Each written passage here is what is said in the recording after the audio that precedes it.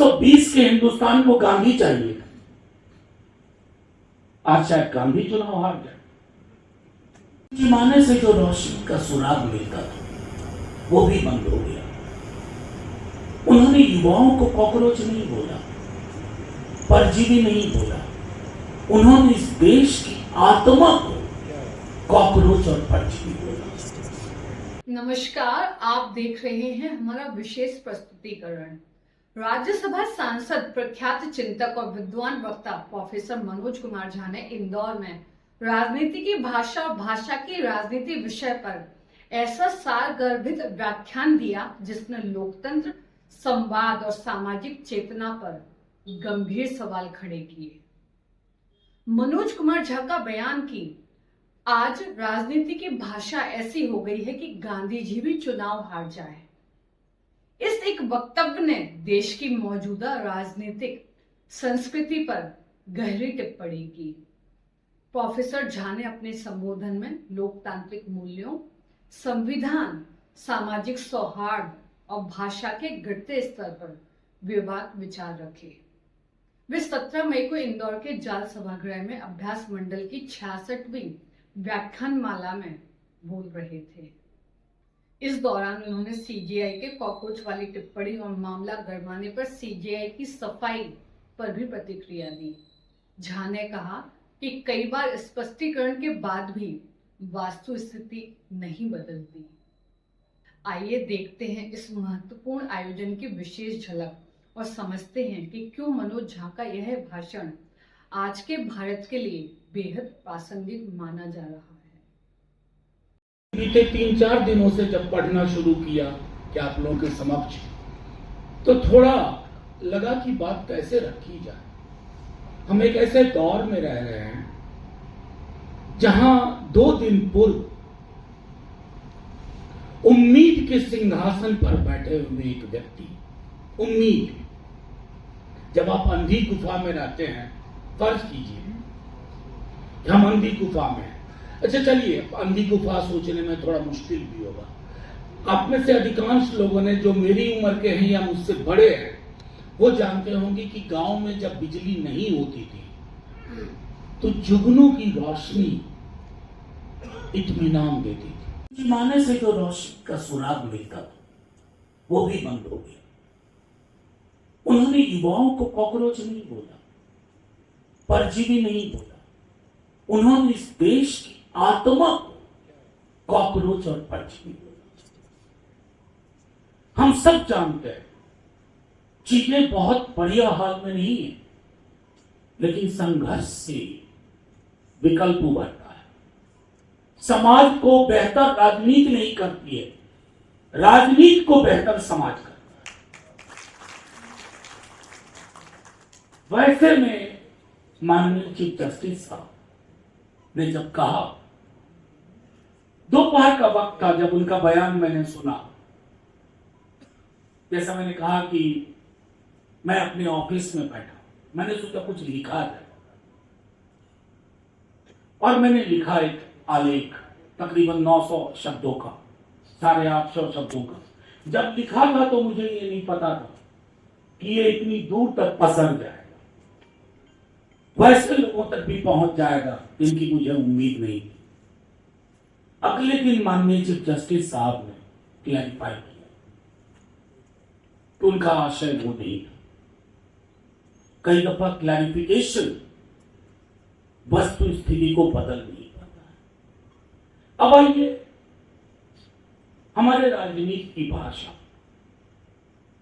और जब मैं राजनीति में भाषा की बात करूंगा तो मेरे निशाने पे सब होंगे। मैं किसी पॉलिटिकल पार्टी को टारगेट नहीं करूंगा, किसी को डिफेंड नहीं करूंगा, क्योंकि भाषा के मामले में ये जो हमाम बन गई है उसमें सब नंगे हैं। मेरे सदन में, जिस सदन में मैं हूं, मैं आपको एक छोटी बात बताता हूं। मैं जब बोलने खड़ा होता हूं तो हर शब्द जब मेरी जुबान से निकलते हैं उससे पहले मैं उसको तौलता हूं। ये सोचने में थोड़ा अटपटा लगेगा कि कैसे इतना तेज बोल रहे हो। जी नहीं, आपके मस्तिष्क के अंदर, आपकी चेतना के अंदर एक तराजू है जो तौलता है कि अगर मैं ये कहता हूं इसका प्रभाव क्या होगा। लोगों ने वो तराजू अपने जेब से रखा, लोग तौलते नहीं है कि क्या बोल रहे हैं।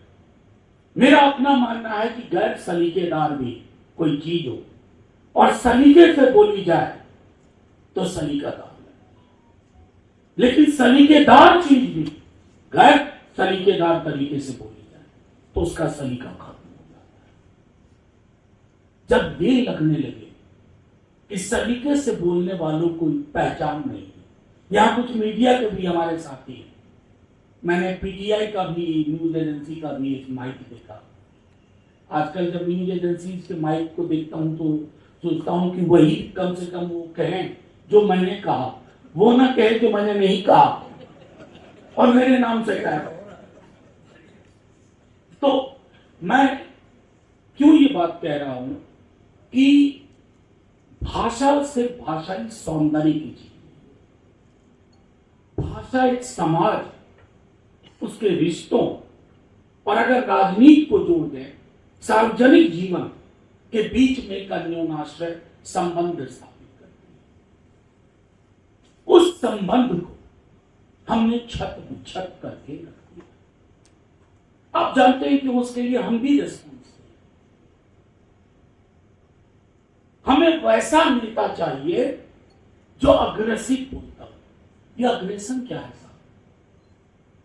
अग्रेशन जो सामने वाले को तिनके की तरह उखाड़ करके फेंक दे। साहब, पहलवान नहीं चुन रहे हो, अपनी नुमाइंदगी चुन रहे हो, आपको कुश्ती नहीं करवाना है। और मैंने बीते 15 वर्षों में ये चीज देखी, किसी के बारे में अरे उसके अंदर अग्रेशन नहीं है, किलर इंस्टिंक्ट नहीं है। Why did you need a killer instinct? उसके लिए दुनिया में मर्डर बहुत घूम रहे हैं। कई देशों में तो बड़े बड़े ओहदे तक पहुंच गए मर्डर के मंसूबे पालने वाले लोग। तो हमने भी अपनी जो पूरी की पूरी धुरी, जो हमारा न्यूक्लियस है, उसको हमने शिफ्ट कर दिया। एक बार की बात मैं बता रहा हूं, मेरी पॉलिटिकल पार्टी जिसमें मैं राजनीति में बहुत पुराना हूं नहीं, और ऐसा नहीं है कि मेरी कोई पृष्ठभूमि है बहुत बड़ी। मैं विद्यार्थी जीवन में, हम लोग जिस दौर में विद्यार्थी जीवन में थे तो लाल सलाम बहुत चला करता था, तो हमें भी लगता था कि क्रांति ही एकमात्र विकल्प है और क्रांति तो होगी, और उसके सपने हम भी देखने लगे। और ऐसा भी नहीं है कि वो सपने आज भी चले गए हैं, गायब नहीं हुए हैं। वो गाहे बगाहे आकर के नींद से जगा देते हैं कि वो वाला सपना याद है ना, तो हाँ याद है। तो मेरी वो पृष्ठभूमि थी। उसके बाद विश्वविद्यालय की नौकरी, और फिर कहा गया, किसी ने कहा कि चुनाव लड़ना चाहिए। मैंने पूछा, मेरे पास अब तक गाड़ी वाड़ी नहीं थी, मैंने कहा कि कितना खर्च हो। उसने खर्च का जो हिसाब बताया, मैंने कहा यार ये तो मैं कभी जिंदगी में नहीं कर पाऊंगा। फिर उसने मुझसे एक बात कही कि जानते हो, तुम एक गाड़ी से चलोगे चुनाव प्रचार में तो लोग कहेंगे बड़ा कमजोर कैंडिडेट, टिक ही नहीं पाए। ये पैमाने हमने बदले, ये पैमाने हमने बदल दिए। 1920 के हिंदुस्तान को गांधी चाहिए, आज शायद गांधी चुनाव हार जाए। मैं अतिशयोक्ति में ये बात नहीं कह रहा। अव्वल तो गांधी समझदार होंगे, चुनाव लड़े भी, और अगर कहीं गलती से जैसे हमें कुछ लोग चढ़ा रहे थे, गांधी भी चढ़ जाते और चुनाव लड़ लेते तो चढ़ा जाता, और अखबारों की हेडलाइन होती गांधी रिजेक्टेड बाय। मैं ये संदर्भ इसलिए रख रहा हूं कि राजनीति की भाषा कैसी हो, इसके लिए हम सब भी कहीं न कहीं गुनहगार हैं। अब मैं एक बात कहता हूं, लोकतंत्र में भाषा की गिरावट जो होती है वो सिर्फ चुनावों के दौरान नहीं। अब बिहार का बंगाल चुनाव आप सबको याद हो, और मैं दोबारा एक डिस्क्लेमर दे रहा हूं कि किसी एक पार्टी ने शुरुआत की, लेकिन अब कोई पार्टी इसमें पीछे नहीं। क्यों टेलीविजन चैनल्स को beat beat beat beat beat करना पड़ता है? क्योंकि जो शब्द उपयोग प्रयोग में लाए गए हैं वो सभ्य समाज सुन नहीं सकता। भैंस, मंगलसूत्र मुजरा, मां बहन की को अपशब्द, ये नॉर्मल हो गया। पहले मुझे याद है हमारे गांव में, आपके गांव में, आपके शहरों में, विद्यार्थी जीवन में भी अगर कोई इस तरह के अपशब्द का इस्तेमाल करता था तो दोस्तों की नजर उसके प्रति बदल जाती और वो शर्मिंदा हुआ करता था। आज उस शर्मिंदगी की जगह गर्वोक्ति ने ले ली। वो शर्मिंदगी की वजह नहीं, वो गर्व का विषय हो गया। बड़ा अग्रेसिव है, इसके अंदर संभावना है, इसके मुकाबले वो देखो, उसके अंदर तो कोई दम ही नहीं, वो तो ढंग से बोल नहीं पाता। कैसे बोले? हम भी वही शब्द बोले, आप भी वही शब्द बोले, और ये मैं बार बार दिखता बोलता रहता हूं कि आप किसी पॉलिटिकल पार्टी से जब लड़ते हैं तो सिर्फ एक चुनावी लड़ाई नहीं लड़ रहे, आप वैचारिक लड़ाई महज नहीं लड़ रहे, आप भाषाई लड़ाई नहीं लड़ रहे। अगर भाषा की गिरावट को मैच करने के लिए भाषा गिरानी पड़े तो बाज आइए इसी राजनीति, क्योंकि आप जीते या वो जीते, जीतेगी तो वही भाषा जो लोगों को बांटती, लोगों को काटती। दूसरी वजह जो मुझे वेंकैया नायडू जी चेयरमैन थे, जब मैं पार्लियामेंट पहुंचा तो उन्होंने एक दिन चैम्बर में बुला के मुझे कहा, सुनो, तुमको 52-55 मिनट की आदत है, यहाँ इस आदत को सुधार लो। 4, 5, 7 बहुत हुआ तो 10, 12। तो उन्होंने मेरी ऐसी तैयारी कर दी कि मेरे पास अब 4 मिनट, 5 मिनट, 10 मिनट का कैप्सूल हुआ करता। मौका देख करके मैं वो कैप्सूल परोस देता हूँ। तो मुझे एक इत्तिला दे दीजिएगा, क्योंकि कंक्लूड मैं कुछ अलग तरीके से थोड़ा डाइवर्स भी हो गया मैं ऐसी प्रक्रिया में।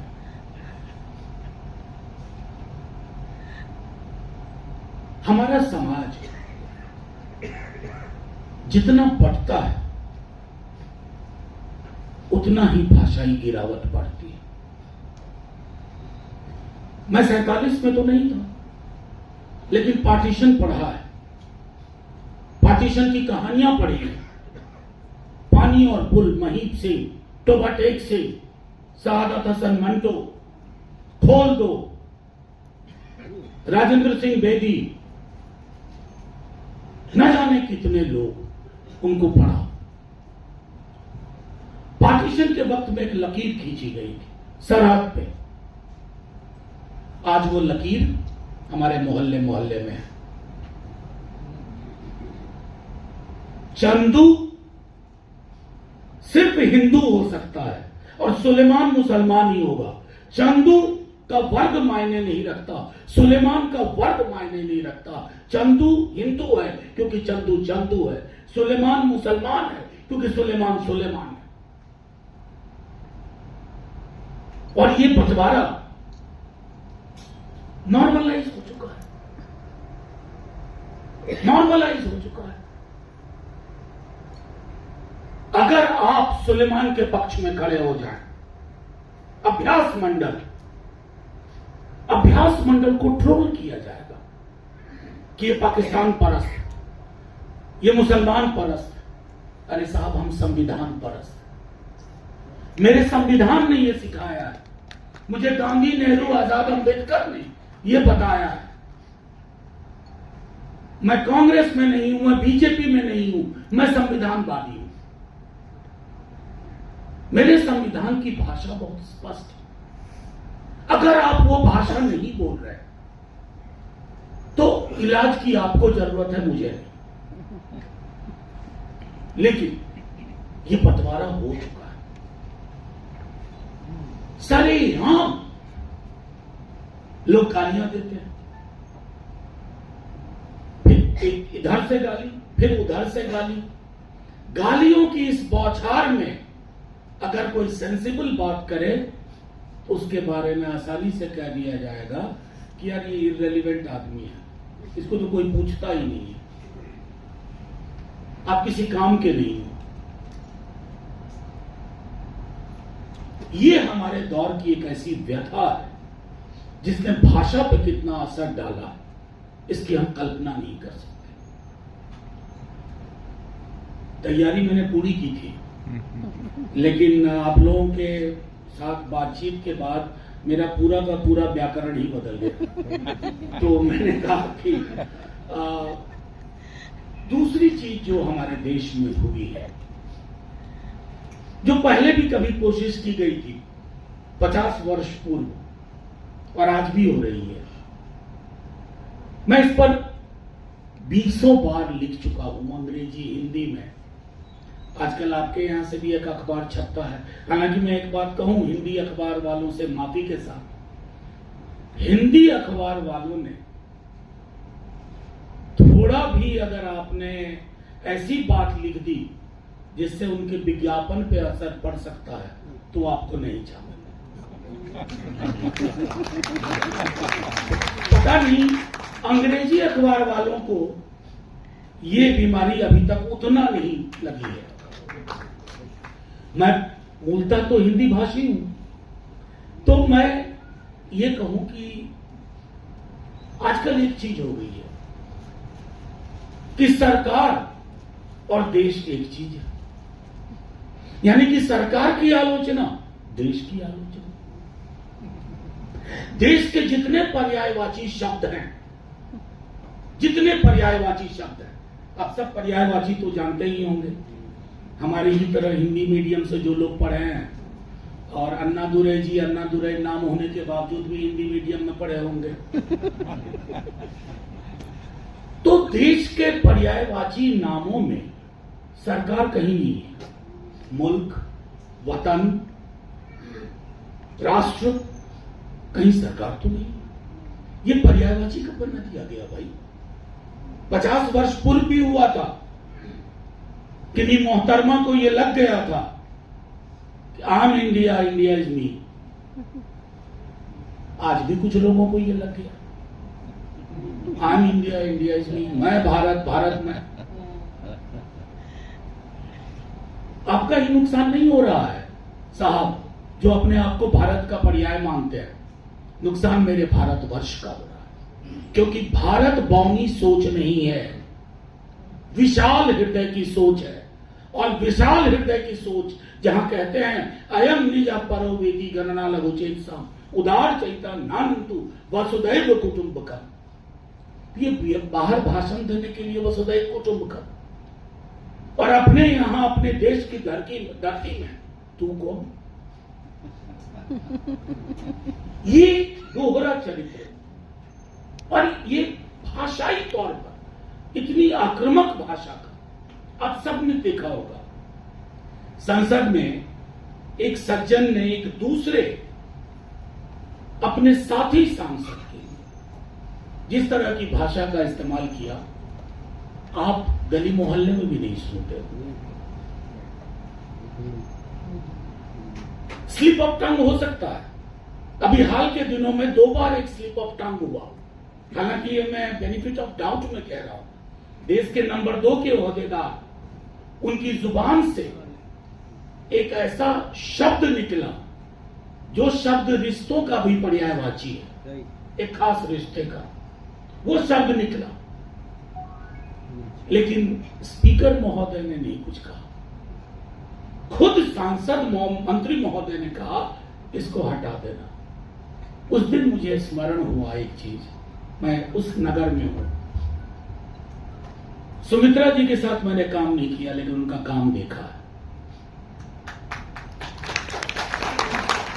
मैं उनकी पार्टी का नहीं हूं, लेकिन मैं कह सकता हूं पार्टियों से परे कुछ लोग जो लकीर खींचते हैं उसमें सुमित्रा जी आज वो नहीं है उस पद पे, लेकिन जब वो घटना मैंने देखी थी मुझे लगा था कि आज अगर सुमित्रा जी होती तो अपने स्टाइल में मैसेज कर देती कि ये तरीका नहीं है संसद में बोलने का।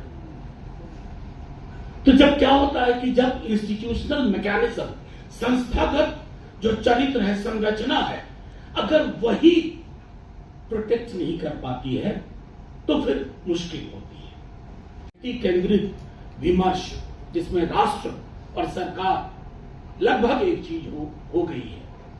50 वर्ष पूर्व भी हुई थी, मैं इमरजेंसी का जिक्र कर रहा हूं, और 50 वर्ष बाद न जाने हमारे हिस्से में हर 50 साल बाद क्या आता है। उम्मीद करते हैं फिर आगे 50 साल तक सब ठीक ठाक रहे, कोई दिक्कत नहीं होगी। हम में से अधिकांश लोग हो सकता है ना हो, लेकिन जो लोग हों वो कहें कि नहीं सही बात है, ये 50 साल अगले 50 के बाद कुछ ना हो, ये भी कामना की जाए।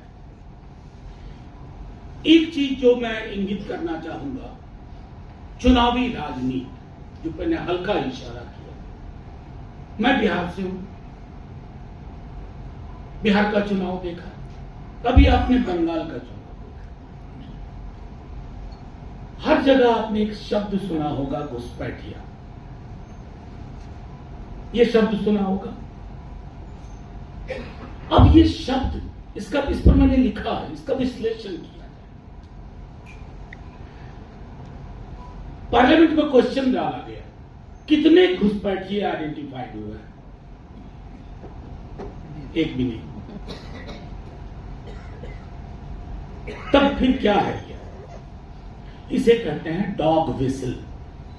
डॉग विसिल का तात्पर्य होता है कि मालिक जो सीटी बजाता है, कुत्ते को पता है कि मालिक सीटी क्यों बजा रहा है। ये सीटी अगर बजा रहा है तो खाने के लिए देने के लिए ये डॉग विस्लिंग हो रही है। अर्बन नक्सल, मैं माफी के साथ आप सबसे एक बात कहूंगा, महाश्वेता देवी को पढ़ा था। नक्सलिज्म को लेकर के आज जो कुप्रवृत्तियां हम देख रहे हैं, नक्सल आंदोलनों में भी 67 में जब शुरू हुआ था तो ये कुप्रवृत्तियां नहीं थी। पर्ची है मेरी क्या?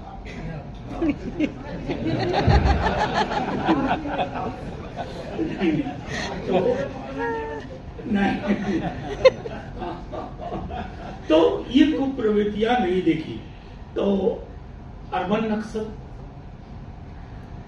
आप कान नदी और सरस्वती की बात कर रहे हैं। किसी दिन किसी बड़े रसूखदार को उस जमीन पे उसकी नजर पड़ गई तो आप भी हो जाओगे अर्बन नक्सल। और मैं ये चेतावनी देके जा रहा हूं, ये संभावना है, क्योंकि कब कौन अर्बन नक्सल बता दिया जाए ये बड़ा मुश्किल है। आप लड़ाई लड़ो ऐतिहासिक धरोहर को सुरक्षित संरक्षित रखने के, गरीब की जमीन हो। अभी आते वक्त मेरे साथी रामचंद्र जी बता रहे थे, एग्रीकल्चर यूनिवर्सिटी के पास बहुत जमीन है। कब किसकी जमीन पे नजर पड़ जाए और आप उस जमीन को बचाने के लिए निकल पड़े, मैं आपको लिख के देता हूं, आप ही के शहर के अखबार लिखेंगे अर्बन नक्सल का नया रूप, नया तेवर। अब ये शब्दावली हमारे अंदर नॉर्मलाइज हो गई। जैसे कल तेलचट्टा, परजीवी, अर्बन नक्सल, घुसपैठिया, ये सारे शब्द, इन शब्दों में कोई गरिमा ही नहीं है, कोई तथ्य ही नहीं है, लेकिन ये शब्द अखबारों की हेडलाइन बन रहे हैं, ये पार्लियामेंट में कोट किए जाते हैं। और एक और चीज है, सोशल मीडिया। हम आप सब डरते हैं इस मीडिया से, मतलब हम तो ज्यादा डरते हैं, आप लोग कम डरते होंगे। कोई भी आर्टिकल लिखने के बाद जब वो पब्लिश होता है तो आदतन नीचे जाके देखता हूं कि कितने लोगों ने गालियां दी हैं इसमें। और गाली देने वाले भी इतने समझदार, बिना पढ़े गाली देते हैं। मैं क्यों कह रहा हूं, अगर मैंने 1300 वर्ड का आर्टिकल लिखा है, कितनो फास्ट जीनियस होगा, 3 मिनट तो लगेगा कम से कम, 2.5 मिनट। अगर तुम 30 सेकंड में गाली लिख रहे हो, यानी भैया गालियां तैयार थी पहले से, ये कुछ भी लिखे। तो इस माहौल में, इस वातावरण में हम इन चीजों की बात कर रहे हैं। कई सारी चीजें और भी कही जा सकती हैं।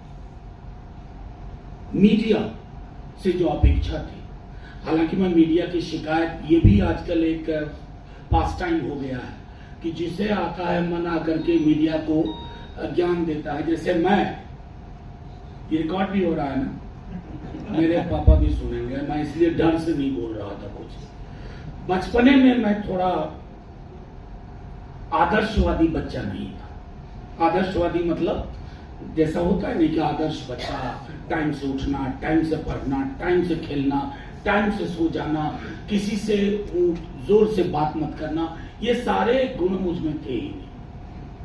और इसके अलावा इनकी विपरीत जो चीजें हो सकती हैं प्रचुर मात्रा में मेरे अंदर थी। तो मेरे सारे रिश्तेदारों को एक काम परमानेंट था, जब वो आया करते थे तो मुझे बिठा के ज्ञान जरूर देते थे, तुम्हें ये करना चाहिए, तुम्हें वो करना चाहिए। और मैं भी ऐसे सुनता था जैसे ये सारा ज्ञान मेरे अंदर वो प्रणाली से, वो नहीं, केमिस्ट्री में जो लैब में होता है नली, उस नली से मेरे अंदर प्रवेश कर रहा है। इसलिए मैंने उस संदर्भ में कहा कि मीडिया के साथियों से हर कोई कहता है, लेकिन सच ये है कि मैंने आज इतनी बातें कही हैं, इनमें से जो छपेंगी आप देख लेना। क्यों? समाज को आवश्यकता है, हम सब की जरूरत है। हमें छत विच्छत खंडित देश नहीं चाहिए। खंडित से मेरा मतलब सिर्फ ये नहीं होता कि देश टूट जाए। अगर देश का मानस टूट गया, फर्ज कीजिए हम दोनों साथ रहते हैं, एक छत के नीचे अगर हम सेपरेटेड रह रहे हैं, ऐसे बहुत रिश्ते होते हैं। छत साझा होती है, बिस्तर भी साझा होता है, सुकून साझा नहीं होता, चैन साझा नहीं होता। हमने अपने देश को वो बना के रख दिया है, और वो देश कभी तरक्की नहीं कर पाएगा, महफूज नहीं रह पाएगा, जिस देश में एक साझा सोच, एक साझा सपना हो। आखिरी हिस्से में एक चीज कहूंगा। एक दूसरा पहलू था भाषा की राजनीति। मेरी मातृभाषा मैथिली है, मैं हिंदी बोलता हूं, अंग्रेजी भी बोलता हूं, बांग्ला असमिया समझ लेता हूं, तमिल समझ नहीं पाता, मलयालम में थोड़ा बहुत हाथ पैर चलाता हूं। सिर्फ इसलिए कि मैंने भाषाओं के प्रति वो दृष्टिकोण नहीं रखने की कोशिश की जो दृष्टिकोण इन दिनों हो गया है। भाषा की राजनीति के मूल में क्या है? हमारे तमाम जो मुझसे थोड़ी उम्र में बड़े हैं वो जानते होंगे कि 60 दशक में इस देश ने कितना कुछ खो दिया भाषाई विवाद के नाम पर। भाषाओं के बीच में सहोदरा का संबंध होता है, सहोदर बहनें हैं भाषाएं, और इस बहनापे को अगर आप सौतेला चरित्र देते हैं कि my language is better than you, my language is older, your language is new, आप अपनी भाषा से भी प्यार नहीं कर रहे हैं, भाषा की राजनीति कर रहे हैं। अभी हाल में महाराष्ट्र में कुछ निर्णय लिए गए, बड़ी संख्या में बिहार यूपी के लोग वहां काम करते हैं। मैं आपको एक बात बताऊं, कोई गवर्नमेंट डिक्टेट की जरूरत नहीं है। जो आदमी वहां ऑटो चला रहा है उसे पता है कि इतनी मराठी मुझको आनी चाहिए कि कस्टमर आ जाए। इसके लिए कोई सरकार का विज्ञापन या हिंदी पखवाड़ा काम नहीं करता है। हिंदी पखवाड़ा तो चाय समोसे और अभी क्या खाए थे, कचौड़ियों के लिए बैनर लगेगा हिंदी पखवाड़ा। पखवाड़ों से हिंदी नहीं बढ़ी है, लोक माध्यम से बढ़ी। हम आप जैसे लोग जो गए हैं उन्होंने भाषाओं को जोड़ा, फिल्मों ने, लोकगीतों ने, जो मैंने कहा लोक माध्यम ने, हिंदी, उर्दू, कई लोग अननेसेसरी विवाद इस पर खड़ा करते हैं। मैंने जितना भी बोला है, अगर कोई अच्छा सर्जन होता भाषा का तो बताता कि 50-50 है। अब तुम मेरी हिंदी से उर्दू को खींच लो, मेरी हिंदी लहूलुहान हो जाएगी, और उर्दू से हिंदी को खींच लो, उर्दू अधमरी हो जाएगी। ऐसी भाषा का क्या काम कि लैटिन की तरह स्लोगन में से पढ़ा रहे, आर्काइव में पढ़ा रहे ना। भाषाएं जीवंत माध्यम होती है, उसकी जीवंतता बरकरार रहनी चाहिए। उस जीवंतता को राजनीति बरकरार नहीं रखेगी, क्योंकि राजनीति ईवीएम के अलावा कुछ नहीं देखती है, भाषा ईवीएम नहीं देखती। प्रोफेसर मनोज कुमार झा का यह व्याख्यान केवल राजनीति पर टिप्पणी नहीं, बल्कि लोकतंत्र की आत्मा, संवाद की गरिमा और सामाजिक एकता को बचाने की गंभीर चेतावनी भी था। अभ्यास मंडल द्वारा आयोजित यह कार्यक्रम इंदौर की वैचारिक परंपरा में एक महत्वपूर्ण पड़ाव साबित हुआ। ऐसे ही विचारोत्तेजक आयोजनों के माध्यम से समाज में संवाद, समझ और लोकतांत्रिक चेतना को मजबूती मिलती है।